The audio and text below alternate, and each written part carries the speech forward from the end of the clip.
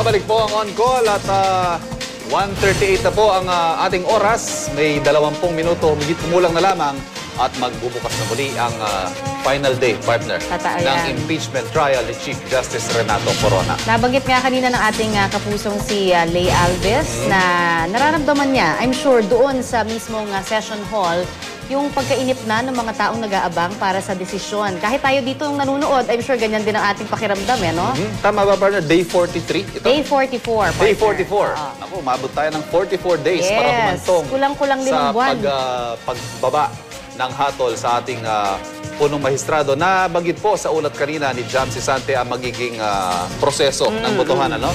Pagbukas daw po ng impeachment court ay agad na magmomosyon itong Senate Majority Leader Tito Soto na magbotohan na agad. Unang boboto si Senador Angara at alphabetical order yan, alphabetical order at panghuli itong si Senate President at Presiding Officer Juan Ponce Enrile. Samantala, sa puntong ito, balikan natin si Steve Dailisan. Nariyan pa rin po siya sa Korte Suprema. Steve, anong latest dyan? Yes, Ivan, dito nga sa lobby ng Korte Suprema ay nakaset up na yung kanilang monitor, no? At yung ilan sa mga empleyado ng Korte Suprema ay nakaupo na dito sa harap, nag-aabang na. Gaya nyo dyan, yung mga nabanggit na kanina ay naiinit na rin sila dun sa, yun nga, sa pag-aabang nung maging hatol ng mga senator judge kaugnay sa kaso na ito ni Chief Justice Renato Corona. Yung iba dito, kanina, nagkaroon tayo ng oportunidad na makasilip lang doon sa ilang mga opisina. Yung iba, meron silang mga portable TV at doon din nga raw sila susubaybay doon sa mga magiging kaganapan dyan sa Senado. Yung iba, syempre dito, talaga namang nakapula at pagpapakita raw ito nung kanilang, syempre, marugdob na pagsuporta pa rin kay Chief Justice Corona. Hindi raw nila iiwan ang punong maestrado hanggang sa uli. At gaya nga nung nabanggit ko kanina, ay syempre ang kanilang ipinapanalangin dun sa kanilang rosary vigil na nagpapatuloy pa rin hanggang ngayon ay acquittal, Ivan. Steve, si Connie ito, no? Naputol tayo kanina kasi gusto ko sana ikaw tanungin tungkol doon sa ano ba ang magiging, kasi sabi mo nga pagka nagkaroon ng acquittal, sila syempre magse-celebrate dyan. Pero pag na-convict naman, Steve, ano naman ang balak nila? Paano nila, balak ba nilang suportahan yung sasabihin nating papalit kay Chief Justice? Ang nabanggit sa atin kanina ni Saya President Jojo Guerrero ay wala raw silang magagawa kung magkakaroon ng conviction, ano, at ang tanging nilang ang sana raw ang panalangin nga nila kanina ay maging katanggap daw yung desisyon ng mga senator judge siya mismo sa mga sa publiko.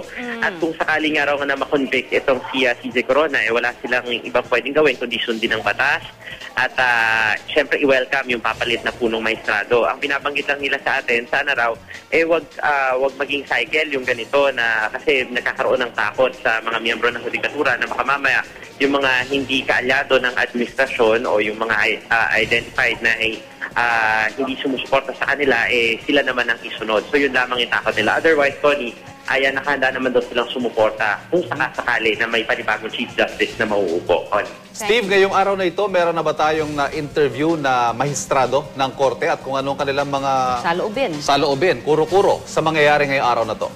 Alam mo, kahapon, dalawang maestrado yung na-interview natin dito sa Supreme Court. Ngayon, medyo naging mailap sila kasi ang nabanggit sa atin kahapon nung, halimbawa, si Associate Justice Martin Villarama, sabi na sa atin, susubaybay daw siya sa telebisyon.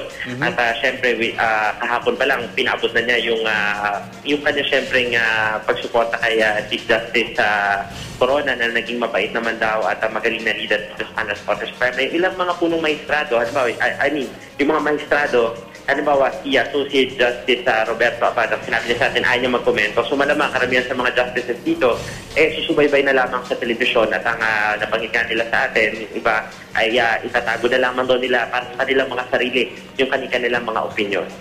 Steve, yung binabanggit na mga empleyado ng korte, yung baka daw matakot, yun yung tinatawag na chilling effect, ano?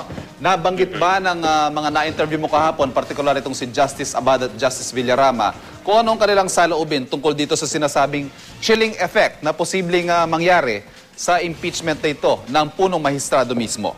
Ang binanggit sa atin, ang sumagot sa atin dyan kahapon si Associate Justice Villarama, sinasabi niya, medyo nakakalungkot kasi itong paglilitis kay Chief Justice Corona ay tila ba yung buong institusyon yung nilitis.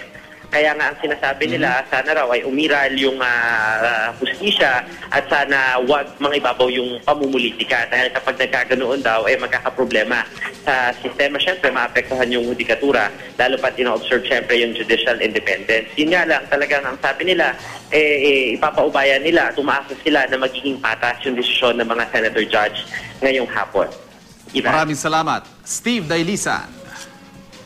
Nako, Ivan, ilang minuto na lamang nga ho at magsisimula na itong Day 44 o yung 16 huling minutes to araw. be exact, partner. 1:44 na po ng hapon, 16 na minuto na lamang at magsisimula na ang Day 44 ng impeachment trial. Pero, wag po kayong bibitiw dahil ngayon, pagkatapos natin, partner, Totoo yan. Ang daming dire-diretso na yan. Ano? Ang Tsaka, GMA News TV. Tsaka partner, itong ating nasasaksihan katulad na paulit-ulit nating sinasabi, ito ho makasaysayan. Ano? Kaya makialam tayo, magdasal para sa tamang pagdedesisyon ng ating mga senator judges. judges.